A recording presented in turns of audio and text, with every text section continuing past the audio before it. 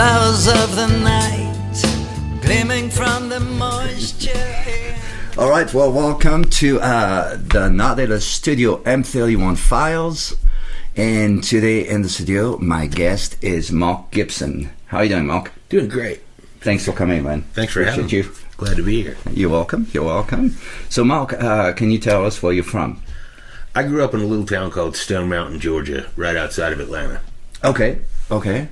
And how did you end up in Colorado? I grew up in Stone Mountain. I was there until 1985 when I went off to college in Athens, Georgia. Was there from 85 to 89.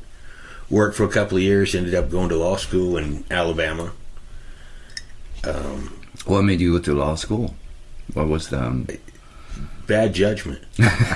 How long did you stay in law school for? I was in law school for 3 years, then I worked for a year at the Supreme Court of Alabama clerking for a judge. Okay. Then I went back and did a master's in tax law because I hadn't had enough... of that punishment yet. And then ended up back in Alabama, in Montgomery for about 8 years practicing, and then moved to Birmingham and practiced there until 2018, and then moved out to the Vail Valley up in the middle of Colorado.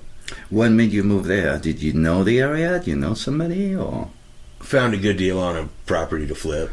Okay. And thought I was going to stay up there, and then right before the pandemic I had started looking for another property, and ended up down here in Cortez. And the week that the pandemic started, I moved into a place in Cortez. And wasn't really planning on staying for sure. Didn't know what was going to happen. Didn't know the pandemic was going to happen. I was actually driving to a gig. We did, right? Right. I was on my way to Paonia to play a gig, and the owners of the venue called and said, "Hey, the governor just said we have to stop everything today." So I turned around in Montrose and came home.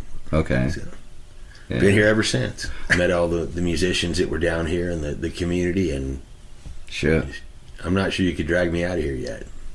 What, if any, event or what made you interested in music? And at what age, if you remember?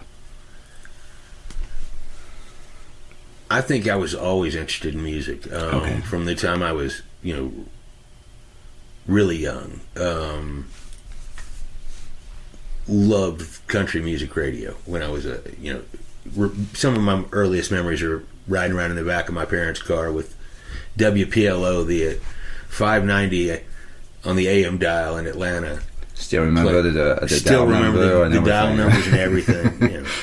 All the the early Waylon and Willie, the Merle Haggard, the Crystal Gale, all that stuff. And then when the trucker songs came along, I think that's where my true love of storytelling was, all the CB and trucker songs that came along in the 70s. Oh, okay. Yeah. I didn't really realize that until later. I looked back and it's like, everybody always talks about I like to tell stories in my songs, apparently, more than I realize. Well, you're a storyteller, isn't it? Yeah, and I just always right. Just trying to get the angst out, right. Deal with myself. I started playing saxophone I guess when I was in 4th grade in the elementary school band. Okay. Was it as choice or parents? Yeah, no, I chose that. Okay. Was never a great horn player. I wish I had been a better horn player. Yeah. Played that and stayed in the band through like 8th or 9th grade. Okay. And then other activities took up, time, and kind of put the horn down. And then along about 10th or 11th grade in high school, had a youth minister at the church, gave me a guitar and wanted me to help play guitar and lead the trying to get me involved. So taught me how to play the G, the C, and the D, and go with that. Yeah. And from there it was a Bob Dylan songbook, the first Bob Dylan greatest hits songbook, and reading those chords and teaching myself from there. And then it was on. All right. Did you anybody in your family, maybe your parents, into music or a musician themselves at all? Dad had played the horn in high school and in the college band. Okay. My grandmother was a great pianist and singer. Sang in the Baptist church choir for, she died at 96, and I think they found church records that showed she had been in the Baptist church choir there for over 78 years or something. Something just insane. That's a life in itself right there. You know, my parents listened to a ton of music. There was always a lot of music around. They took me to see a lot of music. They took all the kids in the neighborhood to see Elton John on the Louder Than a Concord, but not quite as pretty tour. I think that was 74, 75. Loaded up all the kids in the neighborhood to take us to see the first Waylon and Willie tour in Atlanta. So yeah, there was always a lot of music around there that certainly shaped it. Yeah, I'm assuming. And then I had an uncle that was 18 years younger than my mom, who was more like an older brother, who, you know, anything that he was into, I clomped onto as fast as I could, and that's where I fell into the Allman Brothers and the Leonard Skinner and the Marshall Tucker and Southern rock a little bit more. A lot of the Southern rock stuff. Yeah. What made you get to the realization you want to be a songwriter? Or how did that happen? You know, I'm sitting here trying to think. I think it was somewhere when I was probably my freshman year in college, and I was getting proficient enough at the three chords that I could make up my own little melodies, and then just all of a sudden, I just remember writing songs from then on. You know, not very efficiently or proficiently, but occasionally they would pop out. Did you already have that slight gravel in your No, chords? not at all. Okay. That's 28 years of cigarette smoking, and drinking like a lawyer that added that. Right. So which I think it had to happen. I don't think it would have. I don't think my songs would be what they are without the gravel. No, you need that, man. That was one of the first things that grabbed me about you. But we met through open mics and things like that. How do you feel about this area? What are your thoughts on the people, the musicians, both sides, the audience as well as the... I've been in a lot of places. I'm not sure I've ever seen a place that the musical community is so open. Such a great group of musicians and people. They're better people than they are musicians, and they're great musicians. Right. But the audience here, I mean, the community here is so supportive. Yeah. We've got great venues that support folks. Mm-hmm. And the audience that comes out.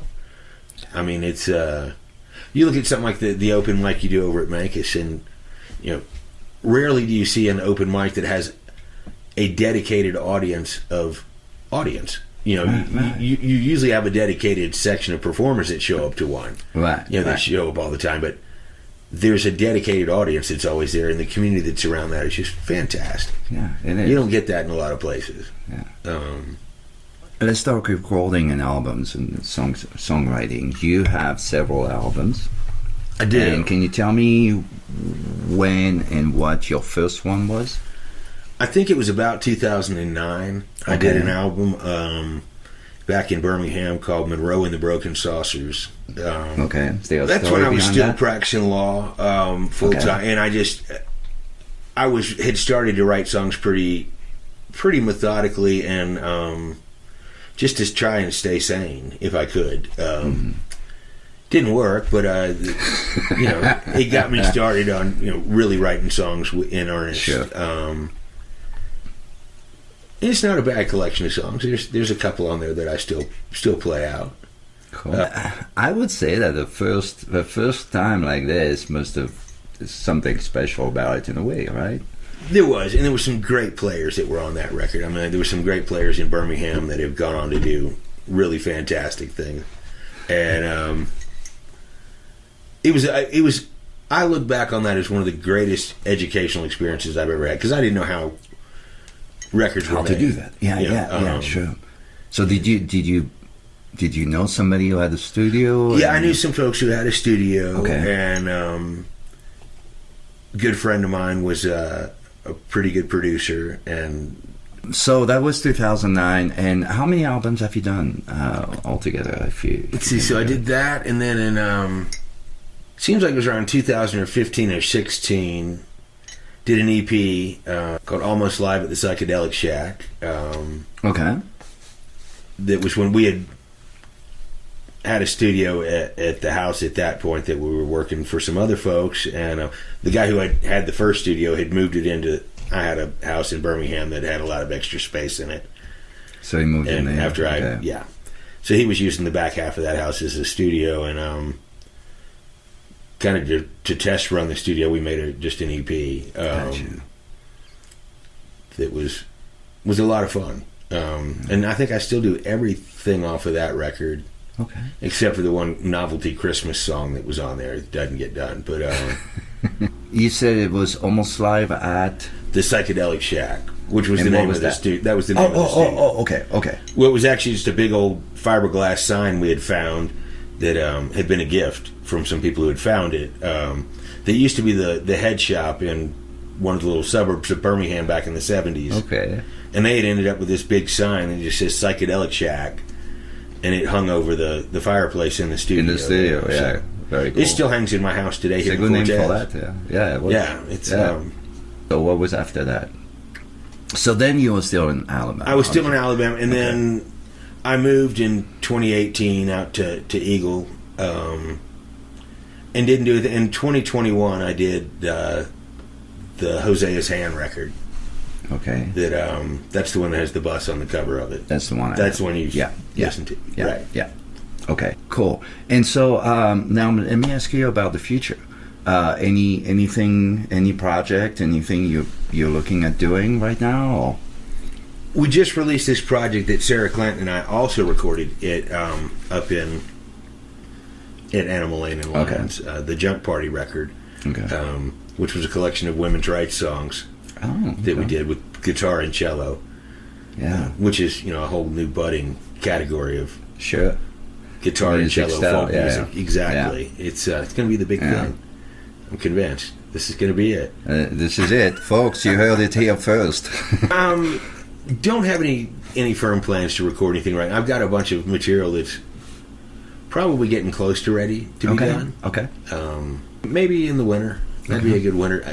Hey, we can always talk too. We have two studios here, the Nautilus Studio and Studio M31. So, Mark, you brought a guitar, and I would love for you to do a song for us by yourself right here. So, be glad to.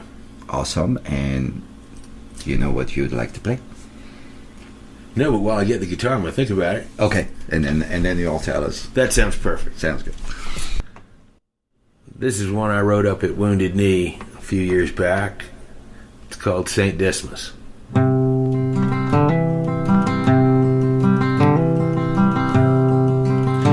I saw Jesus on a sale rack down at Walmart today. Was on a flag-covered t-shirt, he was kneeled down to pray. So $8.95, I guess someone there gave.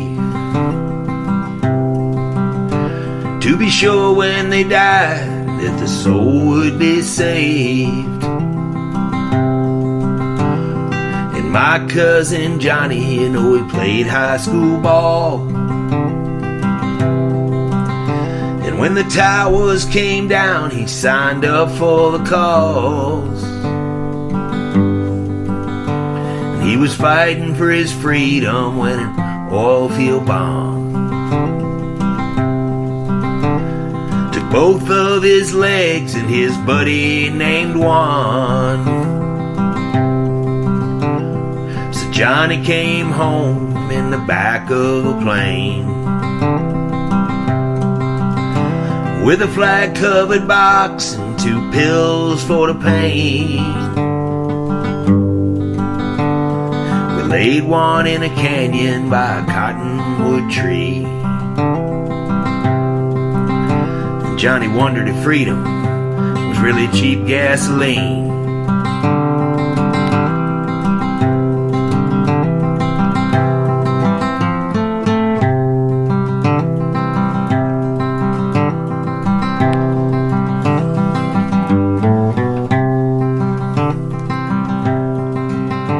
Then I saw my Aunt Mary, she was down at the Walgreens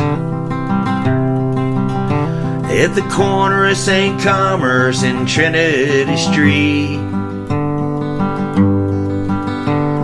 We're outside on the wall, Johnny spray painted in red. I guess Jesus can't save when there's profits at risk. So Johnny died in the alley back behind the VA, against a crumbling wall with a hole in his veins, fighting with those demons that we all employ, forgetting that vengeance, it belongs to the Lord. Won't you come down, won't you save me, St. Dismas? Oh, I don't know who else to call. You're the only one that he said for certain make it up to Paradise Hall. And so many times it seems like the truth, it still is denied. So won't you come down and save me, St. Dismas? Seems like the old rooster's done died. Yeah, I saw Jesus on a sale rack down at the Walmart today. Awesome, man. That was beautiful. Well, thanks. So another question for you.